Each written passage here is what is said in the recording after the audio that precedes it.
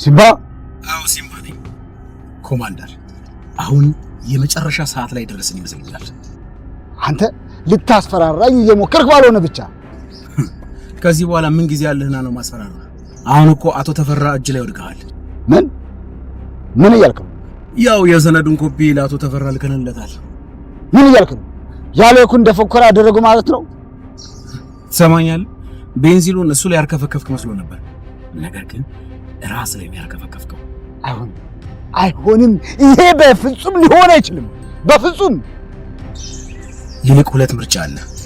አንደኛው በኮማንደር እጅ መሞት፣ ሁለተኛው የሸጠቡ ገዳይ እኔ ነኝ ብለህ እጅን ለፖሊስ መስጠት።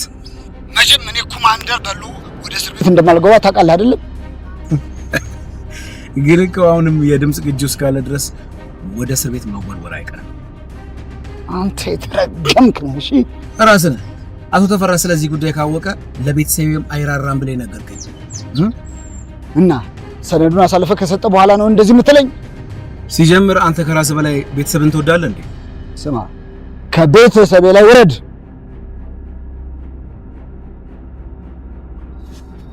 ሹር መሄድ ትችላለህ። ቆይ አንድ ጊዜ፣ እዚህ ድረስ የመጣሁት እኮ በፈቃዴ ነው።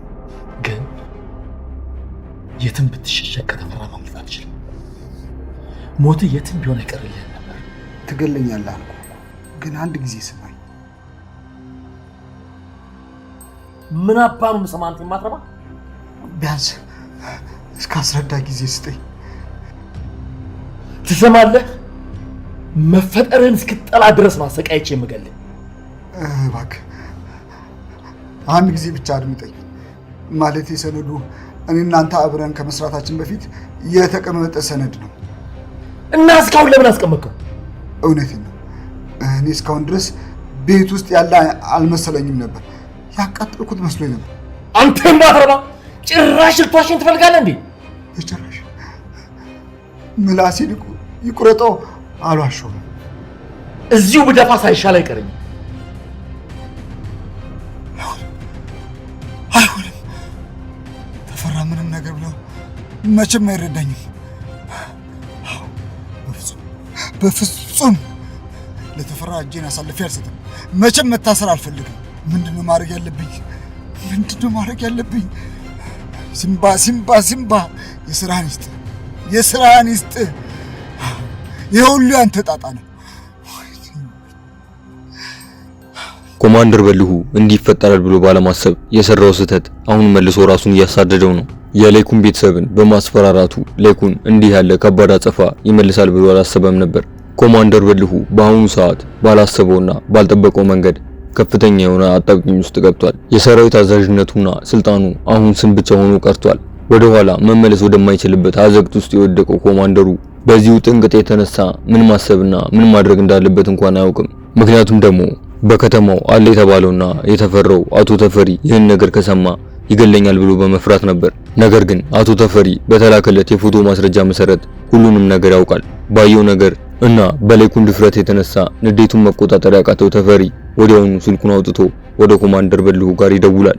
ገና ስልኩን ሲያየው መጨረሻው እንደሆነ የተረዳው ኮማንደሩም በፍርሃትና በድንጋጤ እየተንቀጠቀጠ አቤት አለቃ ብሎ ይለዋል። ያየውን ነገር ማመን የከበደው አቶ ተፈሪም አይኖቹ እንደ ፍም ቀልተው ደም ስሮቹ በፊቱ ላይ እየተገታተሩ አንተ ደደብ የማትረባ ምንድነው የምሰማው ነገር ብሎ ይጮሃል።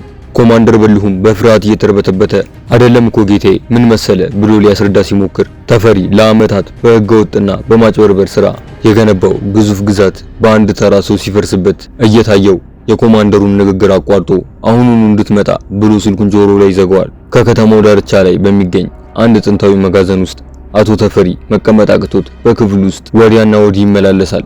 በዚህ መሃል በሩን ከፈት አድርጎ ኮማንደር በልሁ ወደ ውስጥ ይገባል። አቶ ተፈሪም በቅስፈት ወደ በሩ ዞሮ ወገቡ ላይ የነበረውን ሽጉጥ አውጥቶ አፈሙዙን በኮማንደር በልሁ ግንባር ላይ ይደቅነዋል። ኮማንደር በልሁ በድንጋጤ እስትንፋሱ በአንድ ሰከንድ ቀጥ አለ።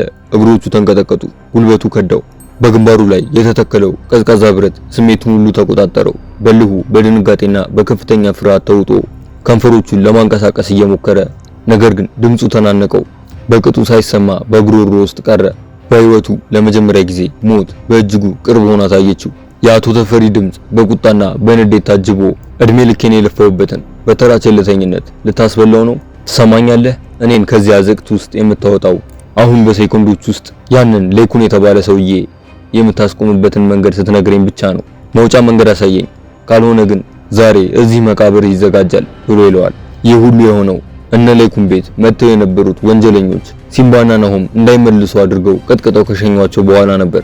ሌኩን በንዴት ተሞልቶ ያ የተረገመ ኮማንደር ቤተሰቤ ላይ ያደረሰው ነገር በእጥፍ ባላስከፈለው እኔ ሌኩን አይደለሁም ብሎ ይላል። ኮማንደር በልሁ የሌኩን ቤተሰብ ላይ እጁን ያነሳው በእኔ ምክንያት ነው ብሎ ሲያስብ የነበረው ሲምባም እባካችሁ እኔው እንደጀመርኩት እኔው ወጣዋለሁ ብሎ ሲል ንዴቱን መቆጣጠር ያቃተው ሌኩን ምን እያልክ ነው ሲምባ? ቤተሰቤን እኮ ነው ጋዝ አርከፍክፎ ሊያቃጥል የነበረው ብሎ ይለዋል። በዚህ መሃል ናሆም ቀበል ይልና አባዬ እውነቱን ነው፣ ጦርነቱን እነሱ ቢጀምሩትም ማሸነፍ ግን የምንችለው ተነጣጥለን ሳይሆን በጋራ እንደ ቤተሰብ አንድ ላይ ሆነን ነው ብሎ ይላል። ዝናሽ ባደረባት ስጋት የተነሳ ቆይ በድጋሚ ሌላ ሰዎች ቢልክብንስ ብላ ትላለች። ሌኩንም አይመስለኝም፣ እኔም ደግሞ ሁሉንም ጠራርጌ ለህግ ሳላቀርባቸው እጄን አጣጥፌ አልቀመጥም ብሎ ይላል። ዝናሽም ቀበል ትልና ሌኩን ችግሩ እኮ የሚታመን የህግ አካል አለመኖሩ ነው ብላ ትለዋለች። ሌኩንም ልክ ነሽ ዝኑ፣ ስርዓቱ መበስበሱንና አብዛኛውን የህግ አካል በሰባራ ገንዘብና በግለሰቦች ቁጥጥር ስር ሊሆን ይችላል። ነገር ግን ሁሉም እንደ ተፈሪና እንደ ኮማንደሩ ናቸው ማለት አይደለም። ህሊናውን ያልሸጠ የህዝብን አደራ ከግል ጥቅሙ አስቀድሞ የሚሰራው አይጠፋም ብሎ ይላታል። ሲምባም በሐሳባቸው ይስማማና አንድ ላይ በመሆን ወንጀለኞች የሆኑትን ኮማንደር በልሁና ግብረአበሮቹን ለመጋፈጥ ይወስናሉ። ሌኩን ለእህቱ ሮማን ወደ መጣችበት የምትመለስበትንና በአግባቡ ሕክምናዋን እንድትከታተል ለማድረግ የበረራ ትኬት ለመቁረጥና እንዲሁም አየር ለመቀበል ከቤት ይወጣል። ሌኩን ከቤት ወጥቶ መንገዱን እንደጀመረ ብዙም ሳይርቅ ኮማንደር በልሁን ይመለከተዋል። ሌኩን በቀጥታ ወደ ኮማንደሩ ጋር ሄድና ምን ነው ደነገጥክ? እንደምታየኝ በህይወት አለሁኝ። የገዛ ስራህ ነው አይደለ እንደሚያደናብርህ ብሎ ይለዋል። ኮማንደሩም የተረጋጋ ለመምሰል እየሞከረ ግንባሩን ጨምደድ ያደርግና በቁጣ ድምጽ ምን እያስፈራራኸኝ ነው ብሎ ይለዋል። ሌኩንም እኔ አይደለሁም የማስፈራራህ፣ በገዛ ስራችሁ ተሳስራችሁ ነው የምትደናበሩት፣ እመነኝ ገና ጠልፎ ይጥላችኋል ብሎ ይለዋል። ነገሮች የተወሳሰቡበት ኮማንደር በልሁም ቆይ እኔ ምን እንዳደርግልህ ነው የምትፈልገው ብሎ ይለዋል። ሌኩንም በንዴት ምን ታደርጋለህ? ማድረግ የፈለከውን ነገር እኮ አድርገሃል ብሎ ይለዋል። ኮማንደሩም ለሰራውት ስህተት አንተንም ቤተሰብህንም ይቅርታ ጠይቃለሁ ብሎ ሲል ሌኩን በአግርሞት እየተመለከተው ተው እንጂ እንደዛ ቤተሰቤን ካሰቃየ በኋላ ልታላግጥም ያምርሃል እንዴ? ትሰማለህ? አንተንና መሰሎችን ሳላስቆማችሁ መቼም አልቆመም ብሎ ይለዋል። ኮማንደሩም ስማ አቶ ተፈሪን ተጋጨ ማለት ከተራራ ጋር እንደተጋጨ ቁጠረው። ሰውየው በጣም አደገኛና ከባድ ሰው ነው። ይልቅ በሰላም ዶኩሜንቱን ስጠኝ፣ በምትኩ የሲምባን ነጻነት ልስጥ ብሎ የመደራደሪያ ሐሳብ ያቀርብለታል። ሌኩንም ስለ ሲምባ አታስብ፣ ዶኩሜንቱ ትክክለኛው ቦታ ላይ ሲሆን እነሱ ራሳቸው አጣርተው ይለቁታል ብሎ ይለዋል። ኮማንደሩም ሌኩንን ለማስጠንቀቅ እየሞከረ ተፈሪ ስለዚህ ዶኩሜንት ከሰማ የኔም ያንተም ሕይወት አደጋ ላይ ይወድቃል ብሎ ሲል ሌኩን ስለ ራስህ ተጨነቅ፣ ስለኔ ግን አታስብ ብሎ ትቶት ይሄዳል። ኑሐሚን አባቷን ፍለጋ ያልሄደችበት ያልጠየቀችው አልነበረም። ነገር ግን ማንነቱ የማይታወቅ ሰው ደውሎ በተለጠፈው የአፋልጉኝ ወረቀት መሰረት ስልኳን እንዳገኘውና የሚፈለገውን ሰው የሚመስል ሰው እንዳየ ይነግራታል። ኑሐሚንም ልቧ በአንድ ጊዜ በሐሴት ይሞላል። ጊዜ ሳታጠፋ ወደ ተባለችው አካባቢ ትሄዳለች። እዛ እንደደረሰችም አይኖቿን እያዋተረች አባቷን ፍለጋ ትጀምራለች። በዚህ መሃል አስፓልት ጠርዝ ላይ የወደቀ አንድ ሰው ትመለከታለች። ኑሐሚንም በድንጋጤ እግሮቿ ተንቀጠቀጡ፣ ጉልበቷ ከዳት። በፍርሃት እየተንቀጠቀጠች አባዬ ብላ ትለዋለች። ቀዝቃዛና ባዶ መሬት ላይ ተኝቶ የነበረው ተሰማም ቀና ብሎ ሲመለከት የሚወዳት ልጁ ኑሐሚን ነች።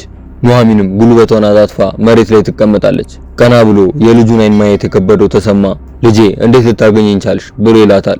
ኑሐሚንም ያ ሁልጊዜ ቀና ብሎ የሚሄደው በቤት ውስጥ ብርሃን የነበረው አባቷ ዛሬ ቀዝቃዛ መሬት ላይ ትኩረት አጥቶ ተኝቶ ስታየው ሐዘኗን መቋቋም አቅቷት እንባዋ በፊቷ እየወረደ ፎቶውን እኮ በየቦታው አፋልጉኝ ለጥፈነዋል አላየኸውም ብላ ትለዋለች። ተሰማም አይኖቹን እያስለመለመ አይ ልጄ ቀና ብዬ የሚሄድበትን ድፍረት ከየት አምጥቼ ብሎ ይላታል። ኑሐሚንም እንባ እየተናነቃት ቆይ ለምንድነው እንደዚህ ያረከው? ሁላችንም ይቅር ካልን በኋላ ለምንድነው ቤቱን ጥላ የጠፋኸው ብላ ትለዋለች። ተሰማም በጸጸት አቀርቅሮ ከነበደሌ ይቅር ብላችሁኝ እዛ ቤት የምኖርበት አቅም አጣሁ፣ እንዴት አስችሉኝ ከበደልኳቸው ሰዎች ጋር አንድ ማዕድ ልጋራ ብሎ ይላታል።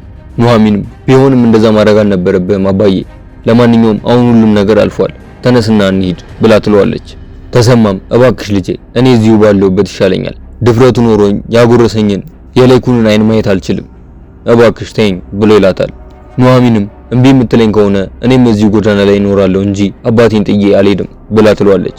ተሰማም እባክሽ ልጄ ለምን የምልሽን አትሰሚኝም? እኔ ደፍሬ የበደልኳቸውን ሰዎች አይናቸውን ማየት አልችልም፣ አቅም የለኝም እባክሽ ብሎ ይላታል። ኑሐሚንም ያደረግከውን ነገር ይቅር ተብለህ ድጋሚ ለምን ታሳዝናቸዋለህ? እነሱም ቢሆን እያዘኑብህ ነው። በእንደዚህ አይነት መልኩ አልነበረም ይቅርታቸውን መመለስ የነበረብህ ብላ ትለዋለች። በዚህ ጊዜ ተሰማ ራሱን ቆም ብሎ ያዳምጥና ኑሐሚን ያለችው ነገር ልክ እንደሆነ ሲረዳ በእሺ ልጄ አንቺ ሁልጊዜም ልክ ነሽ፣ እኔ ነኝ የማልሰማሽ ብሎ ይላትና ተነሽ አሁን እንሂድ ብሎ ተያይዘው ይሄዳሉ። በቀጣይ ክፍል ምን የሚፈጠር ይመስላችኋል? ሐሳብ አስተያየታችሁን ኮሜንት ላይ አጋሩ።